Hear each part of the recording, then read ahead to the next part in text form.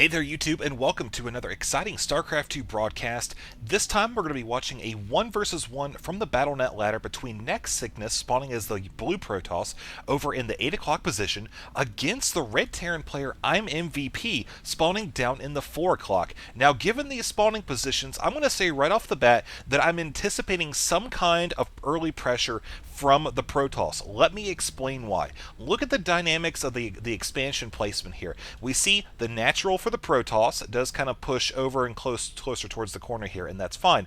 But as you look here, the third base for the Protoss is very, very easy to siege up and take out by the Terran player, whose main base can actually, you put siege tanks right here, nail this set of destructible debris, and have immediate access.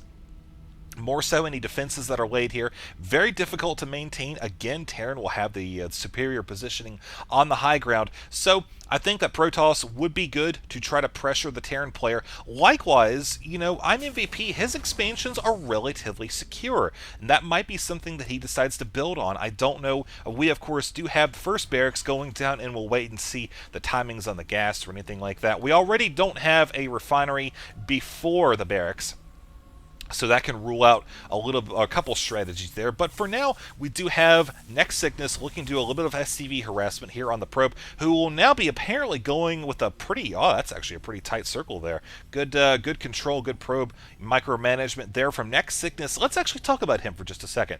IMMvp is a name that's been floating around for quite some time in the community. NEXSickness is actually kind of a rising star. He was on Nex's B team, kind of practicing non-stop, trying to get better for quite some time, but now finally he is really coming to his own. If you want a few examples of his playstyle, I believe I actually have 2 or 3 games that I cast from him on my YouTube channel.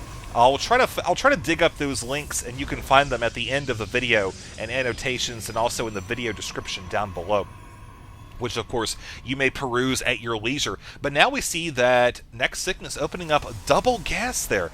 Very interesting playstyle indeed. I'm going to be curious to see if he's going to be going for some kind of tech play that's going to be utilizing that extra gas, or if he's going to be basically going for something else, basically like sentry oriented. I'm really not too sure. We'll wait and see. Second gateway has gone down, so that's a little bit of an indicator there. But in the meantime, let's look back down in MVP. We of course can spot right now that his expansion is going down. We do not have NEXSickness opening up with that same style, so I think he might actually be looking to put some pressure on. We do of course have that Stalker coming first. Very typical.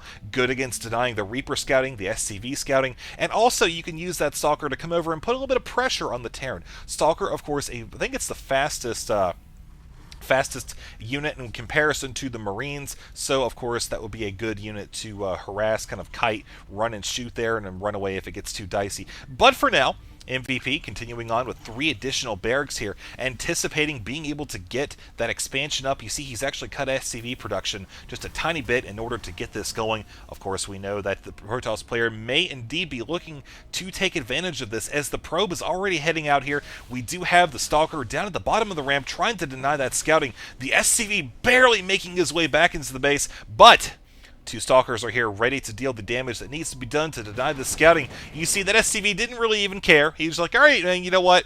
I have better things to do than scout. I'm going to go eat some minerals. Unfortunately, that did not end well for him. Likewise, this probe is just an inch away from death, running directly into the Marine wall, which of course we can see with 3 Stalkers on the way will not be that big of a deal for the Terran player, or for the Protoss player to deal with. But what will be a little bit of a changer is this bunker at the top of the ramp.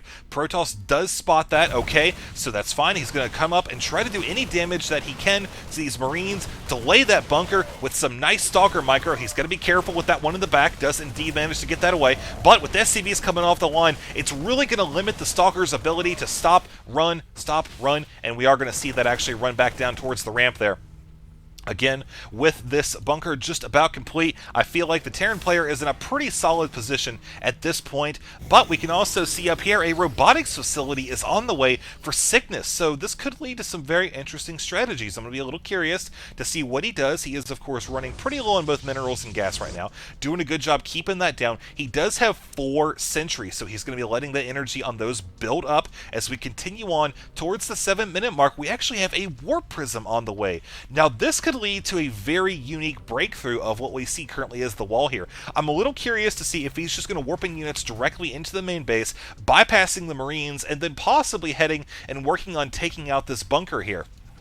We do, of course, see a missile turret going down. That's pretty much to deny Dark Templar harassment, and also observers getting vision of the top ground for any sort of offensive pylon warp in right here. Which, actually, another thing I do want to point out, you can drop a pylon in right here and be able to just warp in units there from the side. But now the Stalker running in, taking some serious damage. Force wheels going down, denying the Marines their meetup there. Oh, that is not a good thing for the Terran player, losing all of those infantry right there before the main attack even gets started. Of course, we can see that with 4 barracks, he's going to be able to replenish that army fairly quickly. But notice the Warp Prism actually loading up the sentries instead, ferrying those support units up to the top, where we will see him throw down a force field at the ramp, denying access for all of those Marines. Exceptionally smart move by Sickness, as he now has deployed the Warp Prism, will be able to bring in some Zealots to deal with those SCVs, Stalkers and Sentries to deal with the Marines.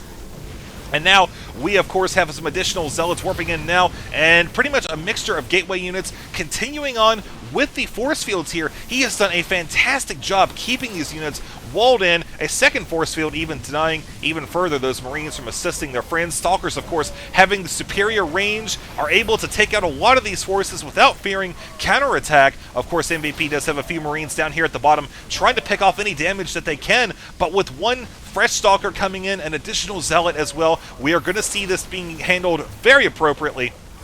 And again, the Zealots continuing to work on the structures over here. SCV count all but completely deplenished. And of course, we approach the 10-minute mark, looking at the workers, 8-24. There's the GG from MVP. Phenomenal strategy by Sickness, breaking through that wall without even touching it. Of course, you know, MVP being a little greedy there with that expansion, kind of asked for it. But ultimately, Sickness was able to exploit the weakness. So congratulations to him, this rising star in the StarCraft 2 professional scene. I expect to see many more good games from him. Again, of course, if you like this video, please subscribe and thumbs it up. And you can also find the additional games and annotations here at the end, as well in the video description down below. Alright guys, thanks for watching. Let's show some support for Sickness.